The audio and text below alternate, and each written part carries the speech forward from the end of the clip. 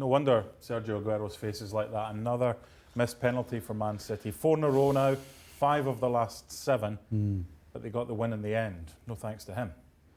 Well, they got the win in the end because as good as they are, or should I say as bad as they've been finishing lately, they keep going and going and going. They keep asking questions. They keep knocking the door in the final third. And today was probably one of the first days I thought they were never going to get through.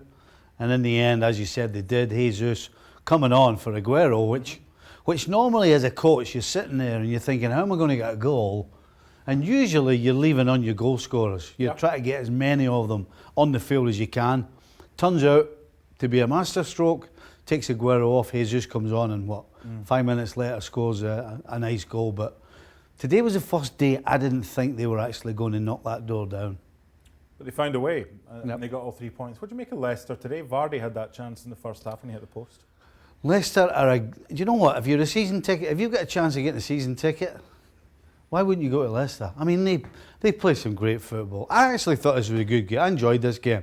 It was open, it was attacking. Both sides could have been better in the final third, no question. But it was open and both sides were going for it. So it was an enjoyable game. Let's talk penalties, where we started. Now, the press conference about a month ago, Pep was asked, who's your best penalty taker? And he said, probably Ederson, the goalkeeper. Why do you think we haven't seen him take a penalty yet? The only reason I can come up with is that obviously if your goalkeeper's taking a penalty, it's an open play. If he doesn't score and it breaks the wrong way, then you're in trouble.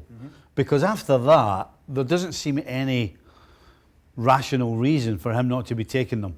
You know, Aguero misses today. Jesus has been missing them. Gundogan's been missing as well. So it would seem the next step would be to let Ederson take it. And as I said, the only rational excuse I can come up with is that you don't want to leave the goalkeeper up the field. When you were with the Revs, New England Revolution in Major League Soccer, you had a guy, didn't you, Matt Rees, who was really... But did you only make sure that he took them in spot kicks, or did you have him take them during games? No, well, fortunately we had 2 or 3 guys, like I said, Steve Ralston, Taylor, Twellman, Pepe Kinsella. We had guys who were more than competent and comfortable taking penalties. But when it came to penalty shootouts, you couldn't have stopped him taking a penalty. I mean, he was on me all the time about it, so I had no problem. He was pretty good as well. He was fantastic. You on FC a few weeks ago had a go at the specialist coach, the throw-in coach. They need a penalty kick coach because they've not been good. So what's going on? Well, if you can find one, let me know. Well, I didn't think there was a throw-in coach, and then that's over the last few years been a thing. I mean, they'll practice them.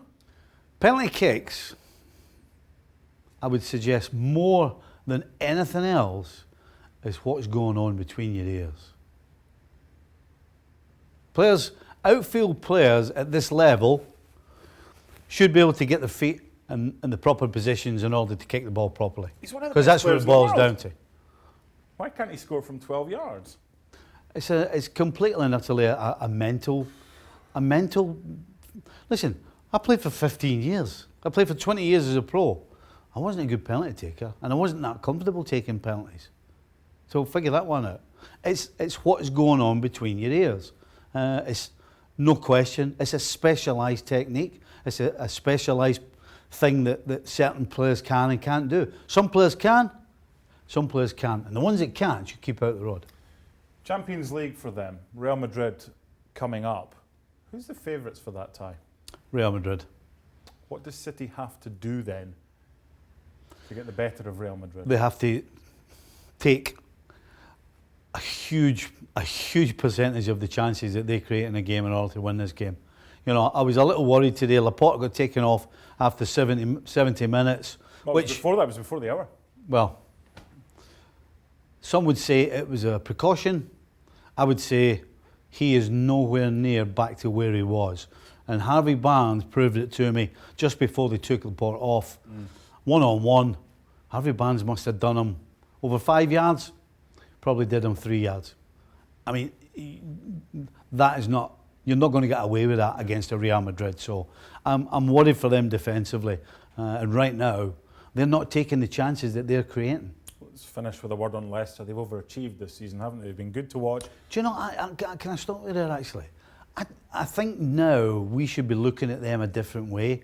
If somebody had said to me before the season started that they were going to be in third at this stage of the year, Clear, way clear in third. I would have said, wow, that's wow.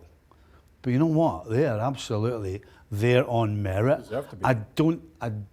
I don't think they're punching above their weight. I think they are exactly what they are. I think they're definitely the third best team in the Premier League. So I was with you at the start of the season. Yeah. I wondered. As Leicester fans were as well.